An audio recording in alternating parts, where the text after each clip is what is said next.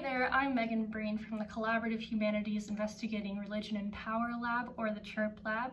Today I'm going to be talking about what is ethnography. Ethnography is central to our research here at the Chirp Lab, and this video is an introduction to kind of delve into how this is foundational to the research we do here.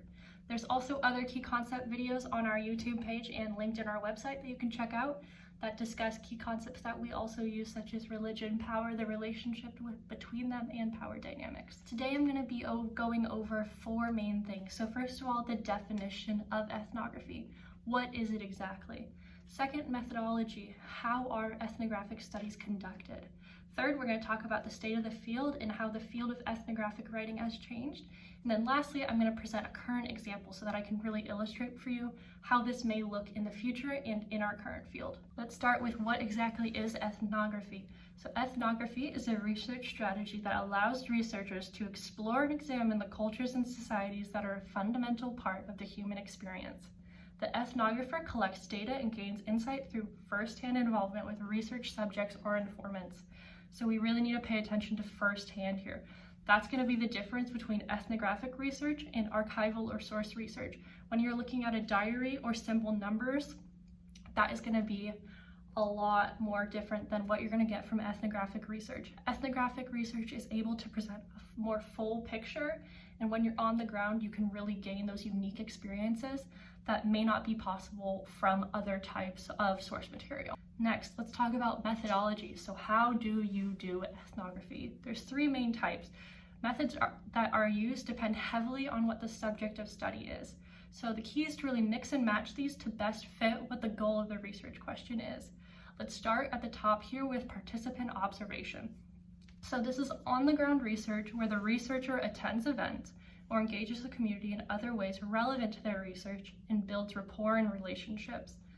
So here you are stepping into that community. You are getting yourself involved and you are on the ground trying to gain a picture of the subject that you are studying. Second, interviews, a method and space for the researcher to gain a deeper understanding of the topic of research from a person or people. So this allows kind of a Q&A type and letting them lead the conversation in a mix to try to gain a full understanding from a person who is a part of that community or related to them in some capacity. Lastly, maps and charts. This one may seem like it wouldn't be ethnographic, but it can be utilized in ethnographic research to show spatial relations, social interactions, family trees and ancestry, or flow diagrams. So this is another way that there is some firsthand experience you can gain from this. You can discover the relationships that are present in a community through looking at those spatial relations and family trees and ancestry. Next, let's talk about how ethnographic writing has evolved. So there's expansion of perspective studied. Previously, it's a largely male-dominated field and did not show holistic representations of other cultures largely, and focused a lot on a male perspective of the culture that they're studying. Second, rejection of colonist and social Darwinist beliefs or attitudes. In older ethnographic writing, it is present that there's a lot of dehumanizing or simplifying of another culture. Ethnographic writing has evolved past that, and we seek to not oversimplify or dehumanize the culture that we're studying. Next, critiques of claims to absolute authority and objectivity. So this is talking about that when you are stepping into another culture, you cannot claim that you absolutely understand that culture and that you are a master of this culture. That comes back to oversimplifying it. And then a movement to acknowledge the constant shift and changes in culture. So once again, moving away from oversimplifying, not making it sound like this culture is only this one thing, showing that culture is changing. Just as it does in Western culture, we are now expanding beyond that perspective and understanding and recognizing that there are the same shifts in other cultures and areas of the world. It's evolved alongside the approaches to history, sociology, philosophy, and others humanity and sciences work to approach research in a less Western-centric, male-dominated perspective. At the Chirp Lab, that's extremely important to us.